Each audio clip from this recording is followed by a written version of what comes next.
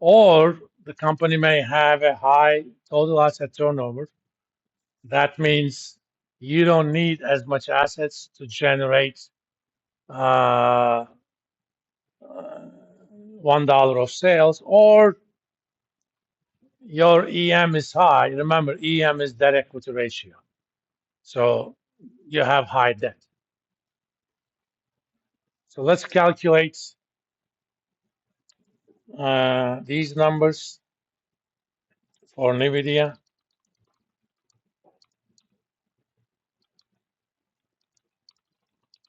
Gets net income.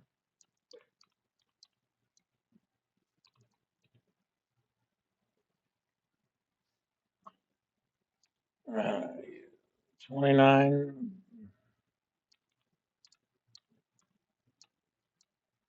We already have the sales, but let's write it anyway.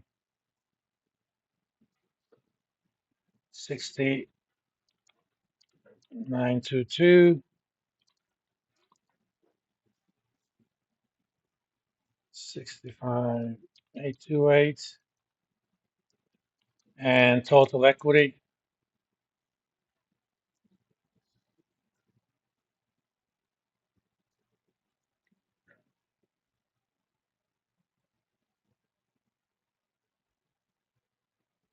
42,978.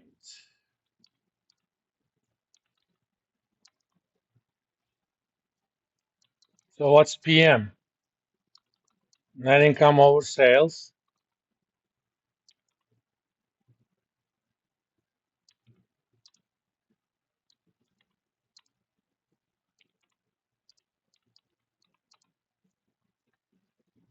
So that's almost 49%.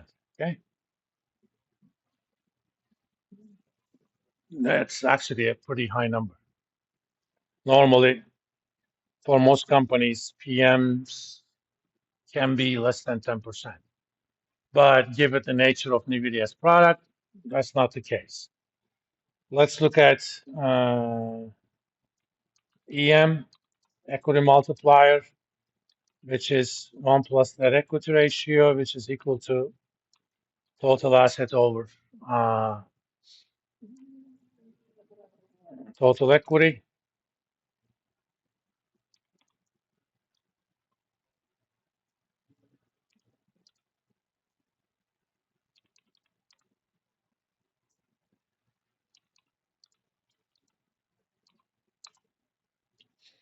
So that's 153.17, or that equity ratio for NVIDIA is only 0.53. And finally, TAT, sales over total assets. Again, we calculated it before, but just for completeness, those sales.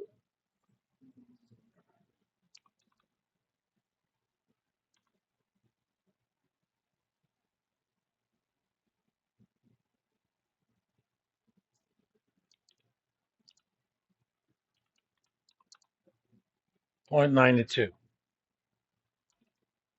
So that means ROA. I can directly calculate it, or I can use, by the way, this identity is sometimes known as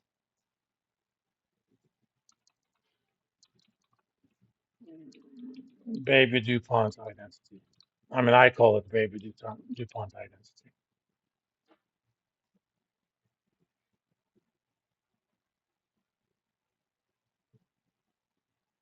ROA is PM times TAT.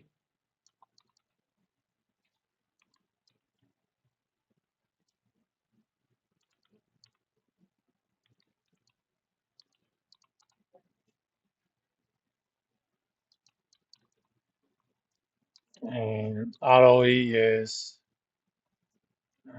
ROA times EM.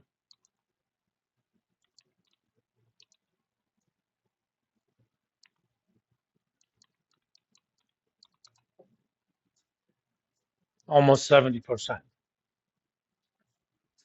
Again, these are very high numbers. But we could have also calculated them indirectly. Depending upon the problem that I'm giving you, sometimes you have just the pieces you need. Sometimes you can use DuPont's identity to make these calculations. So depending upon the information, either one. I mean, I could have calculated ROE directly, net income divided by total equity, which is 29,760 divided by 42. The only reason they're different, I rounded up things. Other than that, they should be exactly the same. In these intermediate calculations, I rounded up to the 4 digits.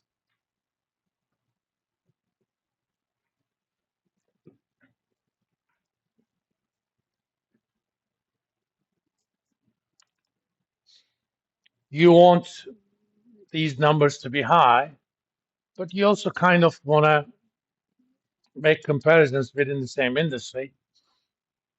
For both total assets uh, and total equity, you're using the book value of the assets and book value of the equity. Especially in tech companies, the book value of the assets are seriously understated. I mean, think about NVIDIA. I mean, all the patents that they have developed, none of that is going to be in the book value of the assets. Similarly, for Google, the Google algorithm is not something they purchased, so there's no value attached to it.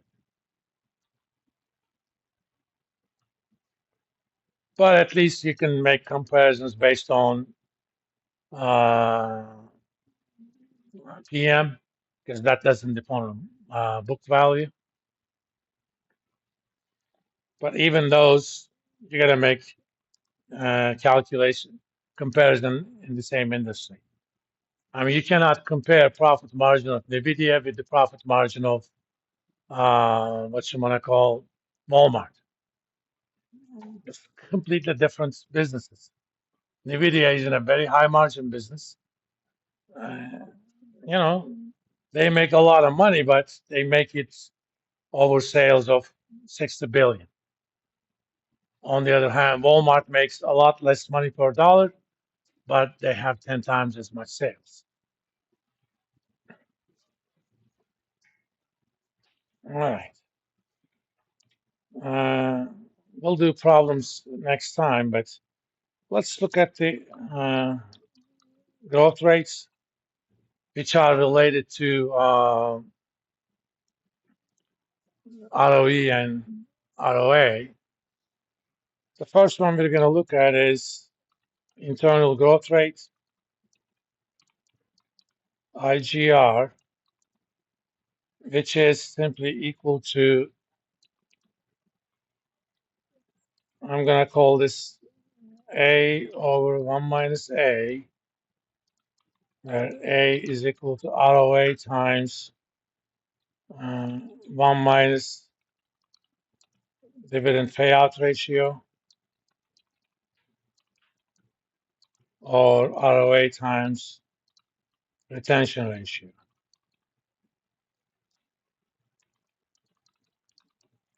Dividend payout ratio is simple. Cash dividends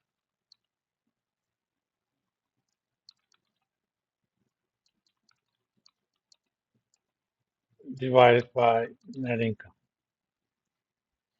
So out of each dollar of net income, how much of that are you paying to shareholders? So let's look at for Walmart.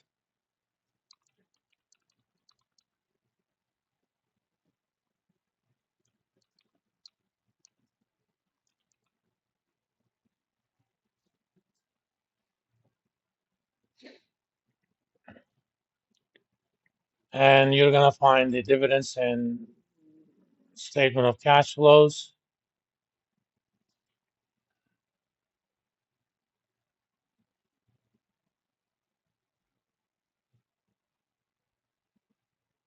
Dividends paid.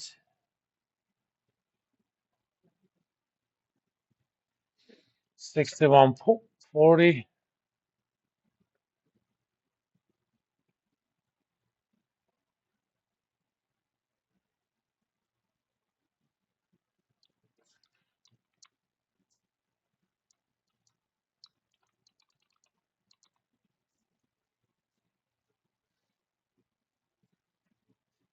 So, that's Nvidia, not Walmart.